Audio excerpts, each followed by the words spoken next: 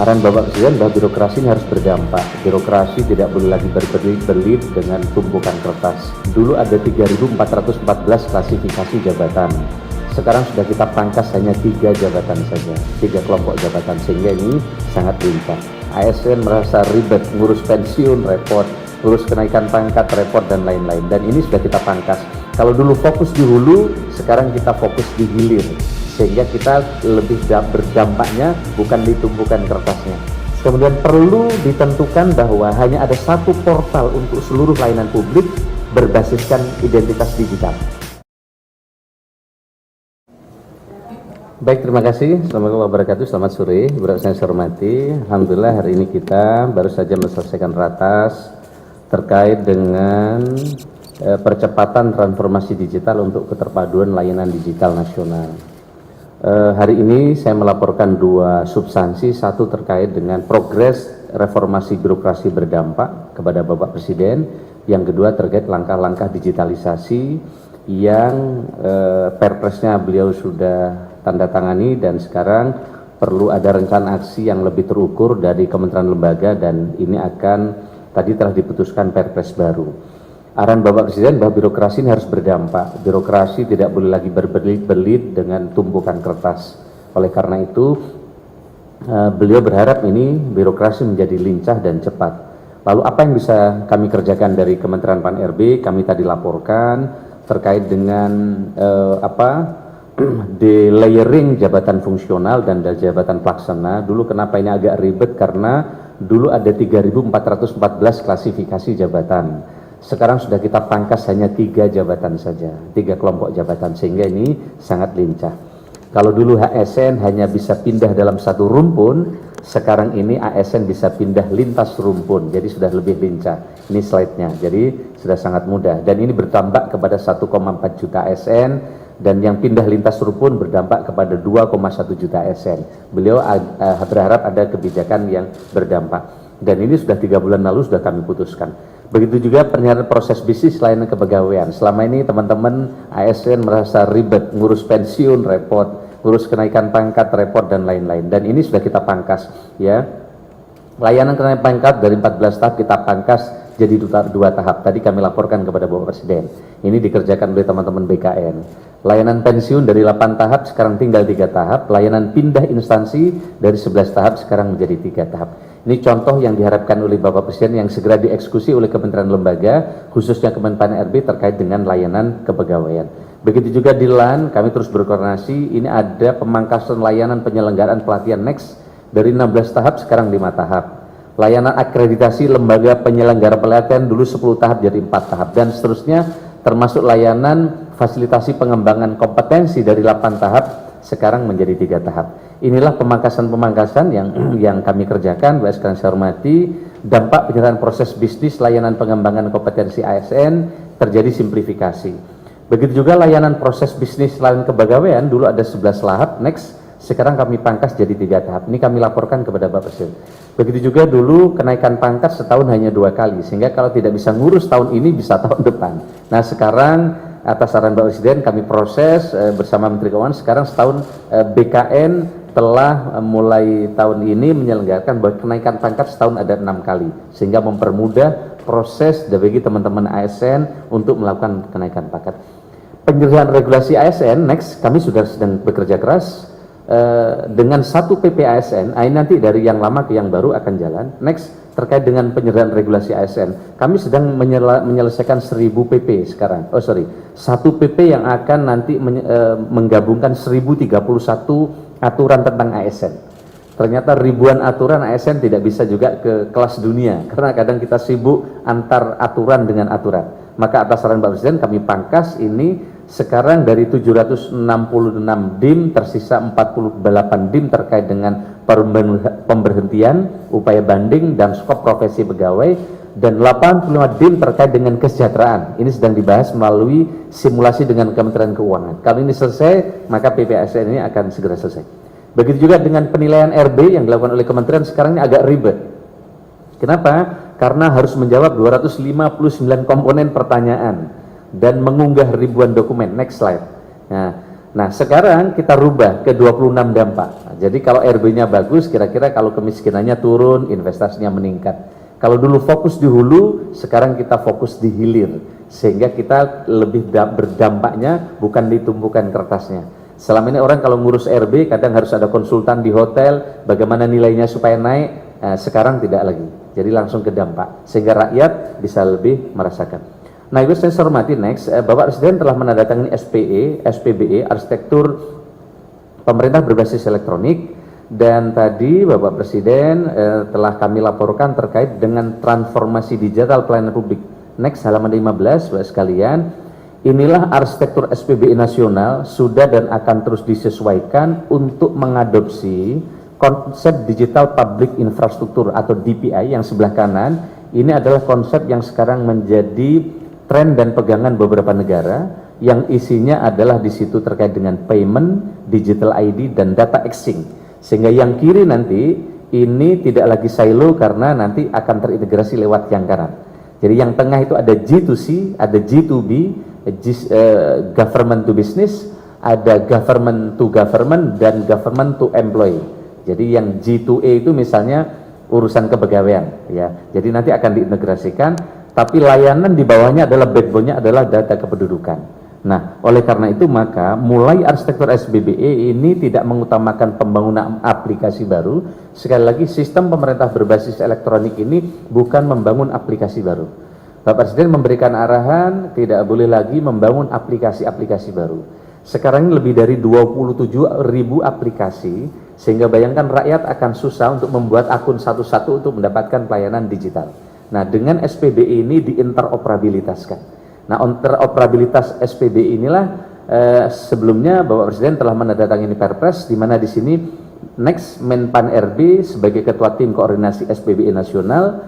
Di situ juga ada Menteri Bappenas sebagai CDO, kemudian Menteri Keuangan sebagai CFO-nya, Kepala BSN sebagai CISO-nya, kemudian Menteri Kominfo sebagai CTO, Menteri Dalam Negeri sebagai CRGO, dan Kepala BRIN sebagai CRIO-nya.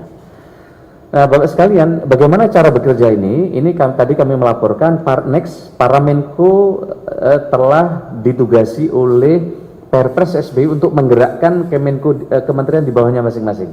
Misalnya, Pak Menko Marves telah bergerak dengan mengaudit 7 kementerian di bawahnya dengan BPKP. Ternyata ada ratusan aplikasi yang ini saling tumbang tindih. Maka tadi telah dilaporkan, aplikasinya telah dikelompokkan dan nanti tinggal diintegrasikan.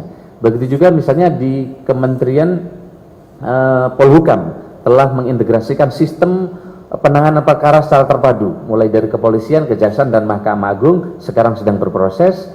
Di Kementerian Koordinator Bidang Perekonomian sedang mengintegrasikan berbagai layanan yang ada di bawah beliau, dan PMK terkait dengan bantuan-bantuan. Nah, tadi para Menko oleh Bapak Presiden ditunjuk menjadi koordinator, dan nanti Oktober harapannya sudah selesai untuk mengintegrasikan layanan di bawah Kemenko masing-masing. Nah, Bapak sekalian, sekarang ini sedang bergerak apa yang disebut dengan MPP digital, Mall Pelayanan Publik Digital. Next, apa bedanya mall pelayanan publik biasa dengan digital? Kalau digital dampaknya sebelum masyarakat mengisi data berulang-ulang. Kalau yang sudah di MPP digital, masyarakat hanya cukup mengisi input sekali saja. Nah, sekarang ada kabupaten kota yang sedang dijadikan pilot project MPP digital, yang masyarakatnya sekarang sedang melakukan digerakkan untuk face recognition, sehingga sekali saja maka nanti mereka akan punya identitas kependudukan digital.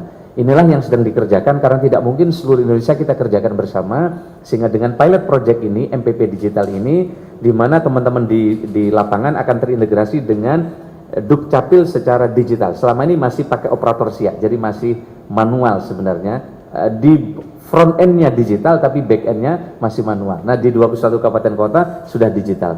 Nah, mana saja 21 kabupaten kota? Next lagi, nanti kembali ke ini lagi. Nah, inilah 20 next, inilah Nah, inilah 21 kabupaten kota yang sekarang menjadi pilot project MPP digital, termasuk beberapa daerah. Salah satunya adalah kemarin sudah ada bimbingan teknis di Jawa Timur, dan juga di beberapa daerah yang lain yang ini didampingi oleh Kemenpan RB. Sehingga dengan demikian nanti daerah-daerah lain tinggal mereplikasi sistem dan proses bisnis MPP digital. Nah, Sebelumnya lagi Mas, nah mall pelayanan publik kita masih sekarang, coba sebelumnya lagi, inilah 4 ekosistem pelayanan terintegrasi yang ada di 150 kabupaten kota yang sekarang sudah ada. Masih ada mall pelayanan publik seperti di tempat seperti kita biasa, dan ini mengintegrasikan beberapa layanan, tapi juga ada nanti mobile service yang sekarang sudah ada yang jemput bola ke beberapa desa, ada juga yang self service, dan sekarang atas saran Pak Presiden kita dorong 21 kabupaten kota yaitu MPP digital atau mall pelayanan publik digital. Next. Nah, teman-teman sekalian, inilah inilah inisiatif percepatan transformasi digital untuk keterpaduan layanan digital nasional. Satu, tadi kami sampaikan pembelajaran dari kunjungan Kemenpan RB ke Inggris dan Estonia untuk mengakselerasi transformasi digital pemerintah. Kemudian fondasi digital government di Indonesia sudah ada, namun kualitas dan kecepatan implementasinya harus ditingkatkan dengan mengadopsi praktek baik, best practice di beberapa negara di dunia. Kemudian inisiatif penugasan Perum Peruri untuk penyelenggaraan aplikasi SPBE prioritas melalui Perpres percepatan transformasi digital untuk keterpaduan layanan digital nasional dan roadmap pencapaian layanan digital nasional setelah dibuat. Kami tadi juga laporkan pembelajaran dari Inggris dan Estonia. Next. Inilah pembelajaran yang kami laporkan. Intinya, kalau kita lihat kisah suksesnya, Inggris fokus ke kepuasan masyarakat, Estonia fokus ke kemudahan administrasi. Kenapa Inggris dan Estonia? Karena Inggris menjadi 10 yang terbaik penyelenggaraan SBBE versi PBB, kemudian Estonia terbaik penyelenggaranya di Uni Eropa. Kemudian dari sisi kelembagaan, lembaga terpusat untuk koordinasi strategi kebijakan dan implementasi, kemudian satu portal untuk seluruh layanan publik berbasiskan identitas digital, kemudian fokus ke digital public infrastructure, dan di beberapa negara itu tadi kami laporkan kuncinya adalah political will dan strong leader. Nah, kami juga sampaikan tadi terkait dengan next portal layanan publik di Inggris dan Estonia, isinya GovTech-nya di sana tidak lagi kementerian-kementerian, tapi langsung menampilkan langsung kebutuhan masyarakat, tidak berdasarkan instansi, tapi di Inggris misalnya langsung ada contoh bagaimana mendapatkan bansos, bagaimana melihat riwayat asuransi pemerintah, bagaimana mendapatkan kerja dan seterusnya. Jadi langsung kira-kira gitu. Kalau di Estonia juga sama, bagaimana saat akan mempunyai anak, dia sudah bisa buka website dan masuk kemana. Kira-kira gitu, sehingga contoh-contoh ini yang kami sampaikan tadi. Nah, teman-teman sekalian, Indonesia saat ini dan best practice-nya, kalau dari sisi kelembagaan, kita ini, kita lihat nih next, yang tadi slide, nah next terus. Nah, teman-teman sekalian, kalau kita lihat dari sisi kelembagaan, koordinasi strategi dan kebijakan telah dilaksanakan tim koordinasi SPBE dan Kemenko. Namun masih diperlukan adanya pengelolaan terpusat untuk implementasi teknis. Ini yang dibahas tadi oleh bersama Presiden. Kemudian perlu ditentukan bahwa hanya ada satu portal untuk seluruh layanan publik berbasiskan identitas digital. Nah, kemudian sistem utamanya Indonesia perlu fokus ke digital public infrastructure sebagai dasar di mana layanan lain akan dibangun. Jadi nanti terintegrasi di tempat itu. Dan ini butuh goodwill, dan arahan Bapak Presiden sangat jelas tadi ditarget sampai Oktober per Kemenko untuk segera mengintegrasikan layanan kementerian di bawah Kemenko. Nah, teman-teman sekalian saya hormati, inilah inisiatif Perpres percepatan transformasi digital yang mendapatkan dukungan penuh dari para Menko atas instruksi Bapak Presiden.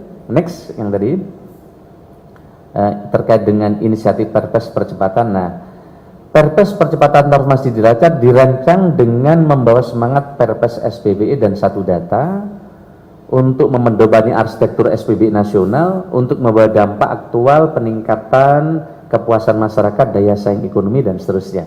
Ini untuk mengakselerasi transformasi digital nasional. Nah, teman-teman sekalian, inilah next 9 prioritas. Ini yang penting ya. Inilah isu strategis SPBE dalam rancangan Perpres, di mana tantangan saat ini pembangunan sistem dan layanan digital dikerjakan oleh vendor dengan kemampuan yang tidak terstandar. Nah, sekarang Bapak Presiden sudah menginstruksikan untuk distandarisasi dalam satu GovTech. Kemudian koordinasi saat ini terkesan koordinasi masih terfragmentasi. Bapak Presiden sudah menginstruksikan penguatan peran Kemenko dan tim koordinasi SPBE nasional dalam koordinasi kebijakan dan pencapaian target. Nah, targetnya nanti 9 aplikasi prioritas terlebih dahulu, salah satunya adalah layanan pendidikan, layanan kesehatan, bantuan sosial, layanan penerbitan SIM online, dan lain-lain. Tapi basicnya yang merah itu, yang merah adalah identitas digital berbasis NIK, layanan satu data platform pertukaran data, dan transaksi keuangan pembayaran digital. Saya kira ini teman-teman sekalian, kami tutup dengan slide nomor akhir, halaman 30. Inilah tugas-tugas para Menko yang tadi sesuai dengan arahan Pak Presiden. Saya minta halaman 30, di mana masing-masing Menko diinstruksikan oleh Pak Presiden untuk mengkoordinasikan percepatan integrasi layanan digital nasional dan penyelesaian inisiatif strategis di masing-masing Kemenko. Jadi ini untuk targetnya supaya segera jalan percepatan digitalisasi ini, para Menko bergerak untuk mengkoordinir kementerian masing-masing. Kami kira ini Bapak sekalian, dan Kemenpan RB sebagai PMO dalam konteks ini terus bergerak. Kami juga mendapatkan sinergi dari seluruh kementerian lembaga dan juga tim dari beberapa negara yang punya pengalaman untuk mengintegrasikan sistem ini. Dan terima kasih kami sampaikan. Selamat sore, Assalamualaikum warahmatullahi wabarakatuh. Lengkap loh paparan saya, itu sudah sangat lengkap sehingga teman-teman bisa mendapatkan gambaran bagaimana hal-hal yang telah menjadi bahan rapat sidang kabinet dan Pak Presiden menyetujui dari substansi tadi. Baik, terima kasih ya.